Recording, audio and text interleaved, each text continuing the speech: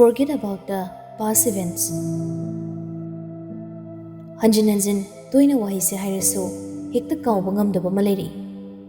Amangba lechillakta amamba ka manungi thaudo chamthokpada kokleroidaba amukwa dakphamni mafamda. Maithongna lo siliba saktam manas uthokte ainasu yengludi. Adubu lamangi matamda ngaurakpa wakhalna taisinma ngamhauda pikibani. Adu waba China do khallubada taksini. Adubu hauzikti minna kupada namanga lipningba phazabu ubada nafamda uningba nungsibana taw ubada aigi oiningba hairiba ihulamana laksalakpagum tawrakli haisira masi nungsibagi machat amani kadaidagi haurakpa karidagi lakpa kamdawna oikiba thifam lairu adubu nungsibagi thawdang amadi lawge khalakpani haibada haimanba thokloi hospital yauduna Dr. Langi kada wari sari chenglai amadi memjaga loinana ima kishu khanbiganu ai yangamba level da mabu hanagi phibamda purakna bkhona jage tawbadabu imana wari khradi libi badai tumina tai makoi sir chenglai yetsiluba tawdi memjana kari hairakpa karamba wari lirakpa ma khaningli adubu memjadi maru lukthaduna lei pak wari lirakti mataududa mukso Dr. Lan hairi ima chingnabigano patient amagi case history lo waibse adumak chani karamna kamaina kamdawna horukhiba madu khangdana laina amatagi doctor singna treatment tawde memcha tamna mapi sintharai matam kuina phumjinduna thamkiba warini pakhek liba ngamde haidokpam khangde machagi mataw yengduna lona lona kapki ningsing lubada bibaije ningsing busung pamjade kanada tamluni khanpham khangda matam masukuina tumina phumjinduna lakpani adubu ngasi hanglare hanganingdaba wari kya matam yorukladuna haiba taribra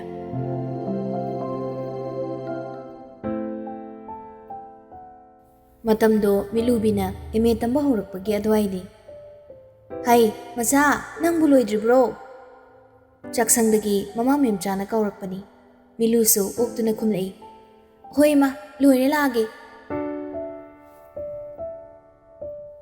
muna chumliba samlangna wai wai tarau tarau bi sanam ilugi leitengoi bi pana sangtak tagup tagup phat phat gup maithung thambal bu yengza taba taba ngangleina bi chimbal duna yaton khajik ut nokfet tawna samlang du paisa mingsil nungda tariba mami mabu yeng soli developna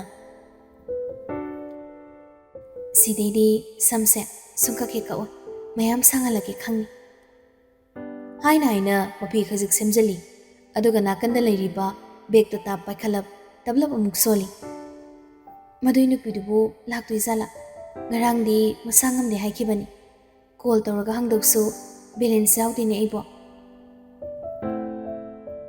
hai macha la one nangbo naw to si thengkhani haiwania nang ama mungre tako nang hobuna ti wakhaldo amuk lawrukpa mama memjagi khonjelda milu prapap laktuna chakmangduda git phamthei ihe nangmo bek tudasu nakana thamaga chawdana macha mateng pangsinduna yaukslei nawtoso aduni aina loina chakhradausingai milu mitto nawtoda pairab yengaga hari hai pase na tawduna haibani itaw khangkhra boireda tawri sinidana chaina kana chadoiba chaibu chayardi phawtha bai kariya tha marak fathatuna mama memchana machani bu chahilei hai sak chaw haibani arthane no haibro noibo pungsi thengani prapap chaw nang musune ahan marai ma heli machani pisidi ngangdene haina haina chakto git git nam muna muna chaminei machimanaw anido matawani do nghaking tamna wa hodorei macha kai haige ma ha ngasidi mangda napabongdo yam sona urami oigi pambom sisu kan hek chung imadi chathuk lakungi aduga ne nangsu class loibaga sathalakna batoko exam ayani na lepusu nungai de do hoima ngasidi athengba class leiti. Phare phare ima lushin bi horage. Naw to nang sida je ga thokmina kroko ima thilaroige. Hoi ma.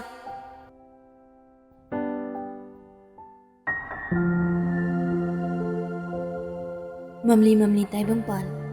Musi musi numidang wairam. Phazaida atiyagi tha thawana khazi khazi mangal nairakpadi. Tawbadabu amambagi phazabadi akiba maloine duna machani. Matam sina takpani pungpham thenglakle haibado. Konthong machinda lep. Kuning khongdol kang ngak chepthaduna yengbadada ngakli ayo hairakle. Lakpra lakta ubra uda thawai warakle mama oibido. Kaidi tawugani arakpo oto khuding machanupibu yaurpra yengsing. Yaurpa kauba leiti. Thengnaba mipum khuding machabu urambra hangsing. Pakumoira urakte haibisini. Yengbadada waraklaba mid hangbadada choktaraba chimba. Makoisu chingnabagi ihulda lupsan kraboi. Ira chendana marolo lagle thawaina. Kanadano aina husik hangludoisibo. Kadaidano aina thirudoisibo. Macha nangse onthokna pangkhredako. Imana du jeksena haikibado karimte ek thawsadeda nangbo. Pungsu ayu jinkrene. Kadaidano ba mana chalamdoisibo. Othokna pangkhreda ai sase. Kaidawri memsa bazar su karakte thongal sida murum solisibo nasa halaktribro. Angan bayukta kaithel thokluba kanana mayum hanjilaktuna hanglaribani. Tamna khumi memja. Hoi nambema. Ngasido isa so kaya nungaite atombagisu parikya hoba adama pasan hek tholaktrabani. O phare phare nasa nupira halaktribasina hanjarakninida ningtham tha matam oibisida mamsan bana hekta hali pungbudi pangteng thengrida manga henbada mangai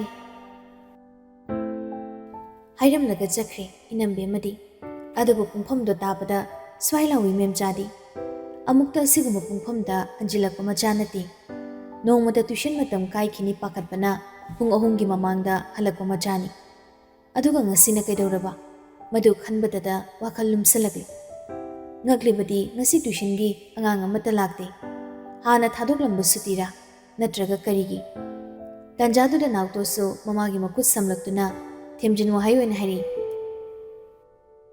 ima yumda ngairase nanmuksu halakte tawraga jesinthagi birthday nena mayumda chaluina thilakpadu memcha wakal khajik phathai adu pukning yam langtatnai karigino khangdama ungchingda chingai mai leiduna yum changla phau tung hanhanduna yenglaga hairi paoma haibam leite ma khanglini ima sima inausima mathai waramni ko khanda khai mamlasibo halakte ni mase lakta laki sanu koma warko matam helena irena haibabune lawduni mase khangnidana haina nauto da onsinduna hanglei ngai ko nauto masina chigi tuition suti thabro thabani school gi function lei moi pulabla aroigena hairambani ngara oh adunani dana pung manga tarisi phau aidi tuition tawroidabani ko haidan halaktribasidi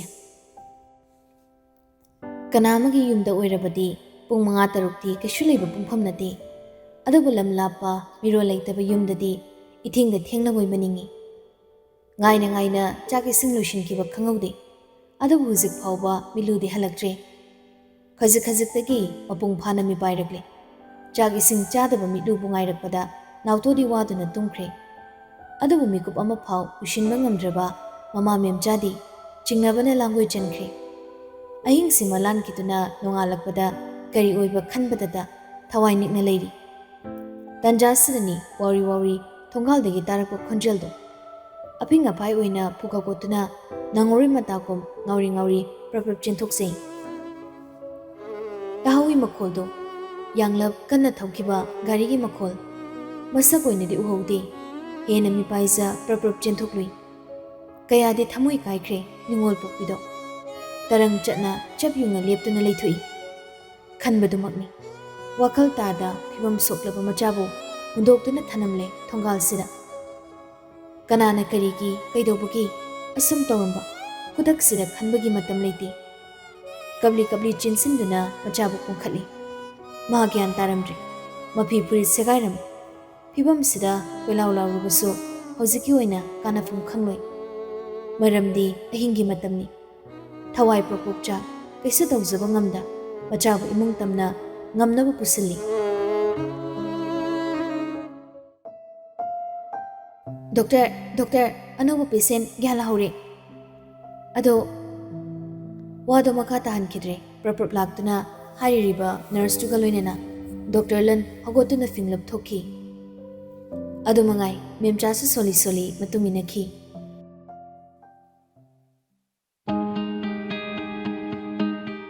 ꯑꯗꯨꯕꯨ ꯃꯈꯣꯏ sir ꯆꯤꯡꯂꯩꯗꯤ ꯇꯨꯃꯤꯟ ꯌꯨꯡꯗꯨꯅ ꯐꯝꯍꯧꯔꯤ꯫ ꯀꯔꯤꯒꯤ? ꯀꯔꯝꯕ ꯋꯥꯈꯜ ꯑꯃ ꯎꯡꯂꯤꯕ? ꯎꯡꯒꯣꯝ ꯊꯣꯛꯄ꯭ꯔꯥ? ꯀꯔꯤ ꯃꯔꯤ ꯂꯩꯅꯔꯗꯅ? ꯇꯞꯅ ꯅꯤꯡꯁꯤꯡꯂꯛꯏ ꯊꯧꯗꯣꯛ ꯑꯃ꯫ ꯑꯁꯤꯅꯤ ꯑꯣꯏ ꯊꯪꯕꯤꯁꯦ꯫ ꯁꯥꯏꯠ ꯒ꯭ꯂꯥꯁꯇꯣ ꯇꯞꯅ ꯂꯩꯊꯩ꯫ MU ꯒꯦꯠ ꯇꯝꯅ ꯅꯣꯡꯃꯤ ꯊꯣꯛꯂꯛꯂꯤꯕ ꯅꯨꯄꯤ ꯑꯅꯤꯗꯣ ꯃꯨꯟꯅ ꯌꯦꯡꯗꯨꯅ ꯂꯩ꯫ ꯐꯖꯅꯃꯛ ꯎꯕ ꯅꯠꯇꯦ, ꯁꯣꯔꯣꯛ ꯋꯥꯡꯃꯗꯒꯤ ꯌꯦꯡꯕ ꯑꯣꯏꯕꯒ ꯑꯁꯥꯡꯕ ꯃꯁꯝꯅꯒ ꯃꯥꯏ ꯇꯪꯈꯥꯏ ꯈꯨꯝꯕꯅꯦ꯫ ꯉꯥꯏꯍꯥꯛ ꯇꯨꯃꯤꯟ ꯃꯤꯠ ꯀꯨꯞꯇ ꯌꯦꯡꯂꯨꯔꯒ ꯍꯥꯏꯔꯤ, ꯆꯨꯝꯗꯤ ꯆꯨꯝꯃꯦꯀꯣ? ꯆꯨꯝꯃꯦ ꯁꯔ꯫ ꯐꯣꯟꯗꯣ ꯄꯨꯊꯣꯛꯇꯨꯅ ꯐꯣꯇꯣ ꯑꯃ ꯅꯝꯒꯦ ꯊꯧꯔꯥꯡꯏ꯫ ꯃꯤꯀꯨꯞꯁꯤꯗꯅꯤ ꯑꯆꯧꯕ ꯒꯥꯔꯤ ꯑꯃ ꯁꯝꯈꯤꯗꯨꯅ ꯅꯨꯄꯤ ꯑꯅꯤꯗꯨꯒꯤ ꯃꯔꯛꯇ ꯑꯃꯗꯤ ꯂꯩꯔꯝꯗ꯭ꯔꯦ꯫ ꯑꯗꯨꯕꯨ ꯆꯤꯡꯅꯕ ꯄꯣꯛꯈꯤꯗꯦ꯫ ꯃꯍꯥꯛꯇꯨꯅꯤ ꯈꯜꯂꯒ ꯅꯣꯛꯐꯦꯠ ꯇꯧꯅ ꯅꯝꯈꯤꯕ ꯐꯣꯇꯣꯗꯣ ꯈꯨꯗꯛꯁꯤꯗ ꯅꯤꯡꯁꯤꯡꯂꯛꯏ ꯃꯈꯣꯏ ꯁꯔ ꯆꯤꯡꯂꯩꯅ꯫ ꯄ꯭ꯔꯞ ꯄꯣꯀꯦꯠꯇꯒꯤ ꯐꯣꯟꯗꯣ ꯄꯨꯊꯣꯛꯏ꯫ ꯀꯣꯏ ꯑꯣꯠꯇꯨꯅ ꯊꯤꯕ ꯂꯥꯛꯅꯩ꯫ ꯐꯪꯗꯦ꯫ ꯊꯤꯕꯨ ꯊꯤꯔꯝꯂꯗꯤ ꯐꯪꯗꯕ ꯃꯍꯧꯁꯥꯅꯤ꯫ ꯅꯤꯡꯁꯤꯡꯂꯛꯏ ꯃꯍꯥꯛ ꯐꯣꯟ ꯁꯤꯟꯈ꯭ꯔꯦ ꯍꯥꯏꯕ꯫ ꯄꯦꯟꯗꯅ ꯁꯣꯐꯥꯗꯨꯗ ꯈꯨꯗꯨꯝ ꯁꯨꯏ꯫ ꯁꯤꯠ! ꯐꯤꯡꯂꯞ ꯁꯠ ꯍꯧꯒꯠꯇꯨꯅ ꯊꯣꯛꯈ꯭ꯔꯦ꯫ ꯀꯔꯤꯁꯨ ꯍꯥꯏꯔꯝꯗꯦ꯫ ꯀꯅꯥꯗ? ꯑꯉꯥꯎꯕꯒꯤ ꯃꯆꯠꯅꯤ꯫ ꯅꯤꯡꯉꯛꯄ ꯃꯇꯧꯅꯤ꯫ ꯃꯥꯅ ꯈꯟꯕꯈꯛ ꯆꯨꯝꯗ꯭ꯔꯤꯡ ꯆꯠꯆꯕ, ꯃꯤꯒꯤ ꯋꯥꯈꯜ ꯎꯔꯨꯗꯕ ꯑꯉꯥꯎꯕꯅꯤ꯫ ꯑꯉꯥꯎꯕ꯫ ꯃꯈꯣꯏ ꯁꯔ ꯑꯉꯥꯎꯕꯅꯤ꯫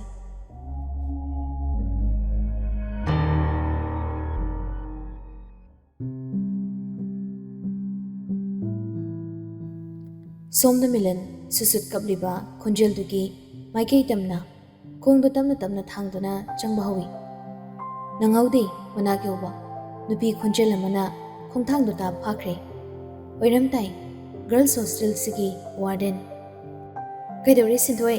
ꯀꯩꯗꯧꯔꯦ ꯍꯥꯏꯌꯨ ꯀꯞꯄꯗꯤ? ꯈꯨꯝꯕꯤꯗꯦ ꯁꯤꯟꯊꯣꯏ ꯃꯥꯏ ꯋꯥꯔꯗꯦꯟꯅ ꯍꯪꯂꯤꯕꯗꯣ꯫ ꯃꯃꯥꯏ ꯅꯣꯟꯊꯗꯨꯅ ꯃꯕꯨꯛ ꯆꯦꯖꯦꯞꯇꯣ ꯄꯥꯏ ꯁꯨꯠ ꯑꯗꯨꯃꯛ ꯀꯞꯂꯤ꯫ ꯏꯍꯦ, ꯀꯩꯗꯧꯔꯒꯦ ꯍꯥꯏꯕꯅꯤ ꯁꯤꯟꯊꯣꯏ?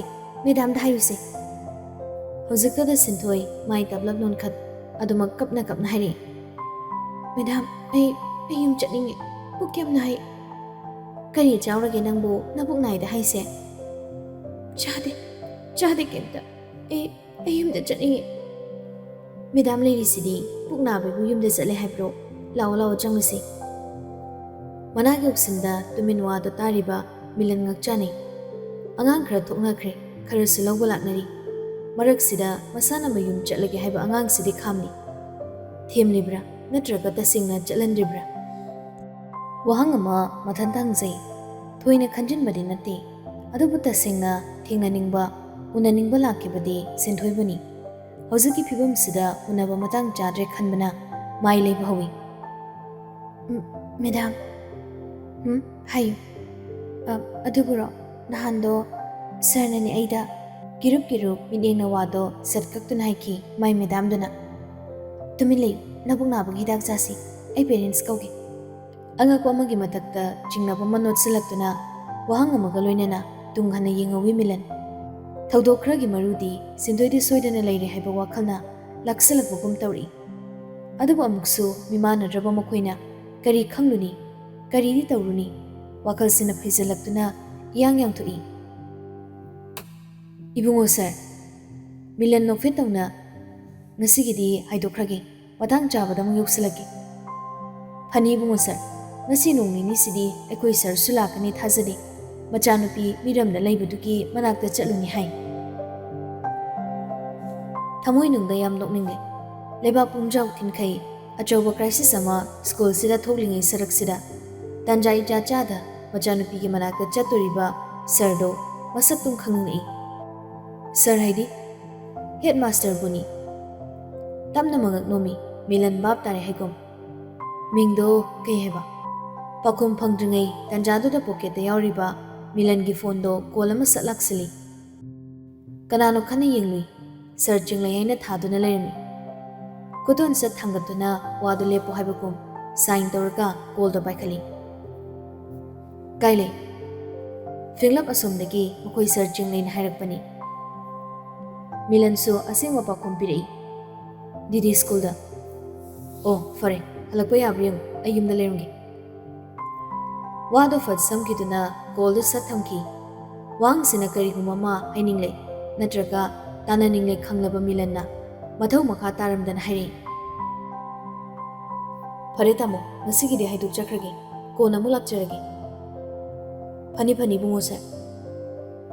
Loina nakpa angang singduga pulap garida sasat kakiduna adumak chatkre. Awabani napallaba taibungpa. Soinairaba wakalna ikan khalaudi tunglam chat. Phana wangi taibung nangi napal. Khantaruba tarudi mikup khuding. Asawbugi ching pokhai aina ngame sak. Lamangi maina mangtha. Mibu singaduna haithiri. Unthungna ningam khidreda. Lotnai bawari ki sozai. Waraklon gi aruba mami. Thibam leidri. Ubam khangdri.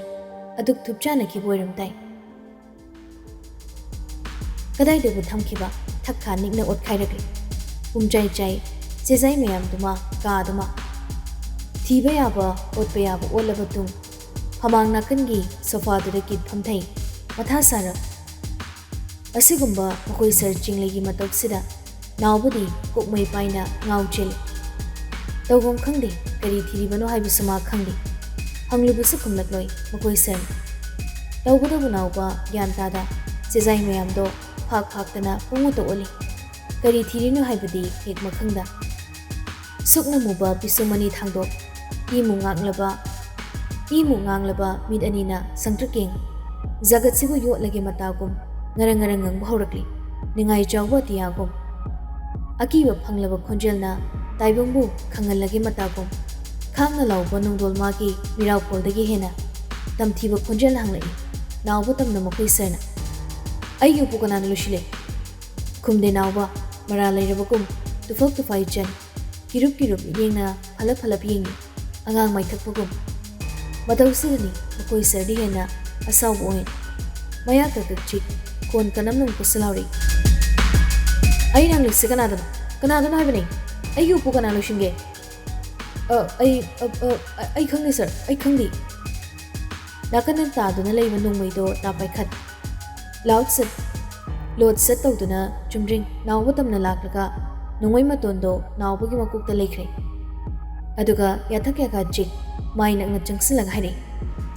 Nangna khangdadi kanana khangdiba. Ha. Nungoda ina ayi ka solution haibra. Ha. Kai thamge bane. Amukta tawdriba makoi sargi matawda nauba ngakpaga kaiga thawai nik nanglai. Kai bunu sir. Ka sida thanamba ayi upu aribudo kadai da thami. Kai thamge ba.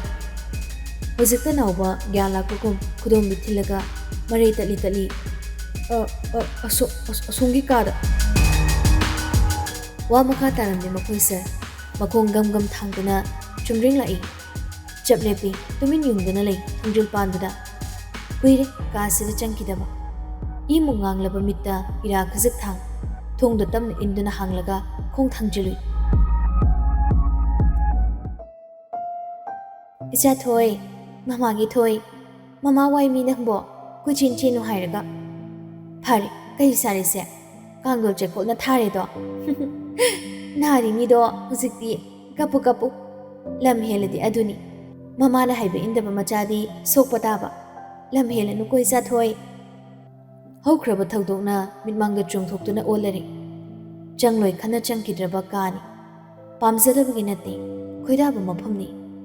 Punsida khoidaba nungsiba pamjaba kya thadoklaba makhoi serni. Ngasini na honana khong thangjinba taribra. Kari orakani khallubada mami. Imu muri kaasigi waldo. Adubu ahong malayti.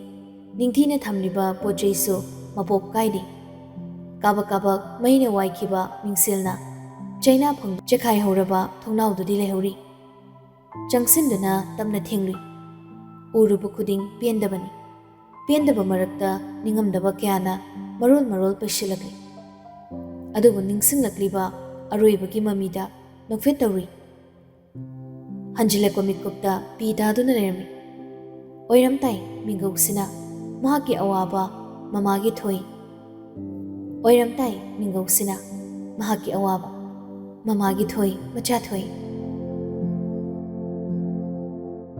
ꯅꯨꯄꯥꯅꯕꯨ ꯀꯞꯄ ꯍꯧꯅꯕ꯭ꯔꯣ? ꯄꯤ ꯇꯥꯗꯨꯅ ꯀꯞꯄꯒꯤ ꯃꯆꯠꯇꯤ ꯅꯨꯄꯤꯒꯤꯅꯤ꯫ ꯀꯞꯄ ꯌꯥꯗꯦ, ꯄꯥꯡꯗꯕꯅꯤ ꯍꯥꯏꯈꯤꯅꯤ꯫ ꯑꯁꯣꯟꯕꯅꯤ ꯎꯈꯤꯅꯤ꯫ ꯀꯞꯄ ꯌꯥꯗꯦꯀꯣ ꯏꯆꯥ, ꯏꯆꯥ ꯀꯞꯄ ꯌꯥꯗꯦ꯫ ꯍꯣꯡꯈ꯭ꯔꯦ, ꯑꯣꯟꯈ꯭ꯔꯦ ꯁꯛꯂꯣꯟ ꯑꯃ꯫ ꯇꯝꯊꯤꯕꯅꯤ ꯃꯥ, ꯀꯞꯈꯤꯗ꯭ꯔꯦ꯫ ꯈꯟꯊꯔꯛꯄꯗ ꯂꯃꯟꯅꯤ꯫ ꯂꯃꯟꯁꯤꯅ ꯍꯧꯖꯤꯛ ꯃꯥꯕꯨ ꯑꯣꯠꯂꯤ꯫ ꯃꯥꯡꯗ ꯂꯩꯔꯤꯕ ꯎꯄꯨꯗꯣ ꯇꯝꯅ ꯆꯨꯝꯗ꯭ꯔꯤꯡ ꯆꯪꯁꯤꯜꯂꯤ꯫ ꯐꯥꯛꯇꯨꯅ ꯀꯣꯏꯔ ꯑꯣꯠ ꯊꯤꯔꯤ꯫ ꯑꯣꯏꯔꯝꯇꯥꯏ ꯊꯤꯔꯤꯕ ꯄꯣꯠꯇꯣ ꯃꯈꯨꯠꯅ ꯄꯥꯏꯗꯨꯅ ꯄꯨꯊꯣꯔꯛꯏ꯫ ꯀꯩꯁꯨ ꯅꯠꯇꯦ ꯄꯣꯠꯇꯣ, ꯂꯦꯞꯇꯣꯞꯅꯤ꯫ ꯁꯠ ꯑꯣꯟ ꯇꯧꯏ꯫ ꯃꯃꯤ ꯁꯥꯃꯤ ꯁꯛꯇꯝꯗ ꯋꯥꯎꯔꯤ ꯈꯣꯟꯖꯦꯜꯅ ꯎꯁꯤꯠꯇꯅ ꯍꯥꯏꯕ ꯋꯥꯍꯩꯅꯤ꯫ ꯎꯏ ꯃꯥꯡꯗꯅ ꯐꯤꯕꯝ ꯆꯥꯗ ꯂꯩꯔꯤꯕꯤ ꯃꯍꯥꯛꯇꯣ꯫ ꯅꯤꯡꯈꯥꯏꯔꯕ ꯁꯝꯕꯨꯜꯂꯛꯇ ꯄꯤꯔꯨ ꯀꯥꯔꯕ ꯃꯤꯠꯅ ꯇꯊꯛ ꯋꯥꯅ ꯌꯦꯡꯖꯩ꯫ ꯃꯄꯣꯞ ꯀꯥꯏꯔꯕ ꯐꯤꯖꯤꯗꯣ ꯆꯦꯛꯁꯤꯟꯅ ꯈꯣꯝꯖꯤꯟꯖ ꯄꯥꯃꯨꯅ ꯀꯣꯟꯁꯤꯜꯂꯤ ꯍꯛꯆꯥꯡꯅꯤ꯫ ꯃꯗꯨ ꯌꯦꯡꯅ ꯍꯥꯏꯕ ꯋꯥꯍꯩꯅꯤ꯫ ꯀꯩꯗꯧꯕ ꯉꯝꯒꯅꯤ? ꯁꯣꯏꯅꯥꯏꯕ ꯅꯄꯨꯔꯣꯏꯕ ꯄꯤꯛꯂꯤꯕ ꯅꯆꯥꯅ ꯑꯩꯗ ꯀꯩꯗꯧꯕ ꯉꯝꯒꯅꯤ? ꯑꯁꯥꯎꯕ ꯐꯥꯊꯕ ꯉꯝꯗ ꯈꯨꯗꯛꯇ ꯂꯦꯞꯇꯣꯞꯇꯣ ꯂꯥꯛꯇꯅ ꯂꯪꯈꯤꯕ ꯈꯪꯍꯧꯗꯦ꯫ ꯃꯤꯠꯀꯨꯞꯁꯤꯗ ꯃꯤꯂꯟ ꯆꯪꯁꯤꯜꯂꯛꯇꯨꯅ ꯎꯠꯂꯔꯦ ꯁꯛꯇꯝ ꯑꯃ꯫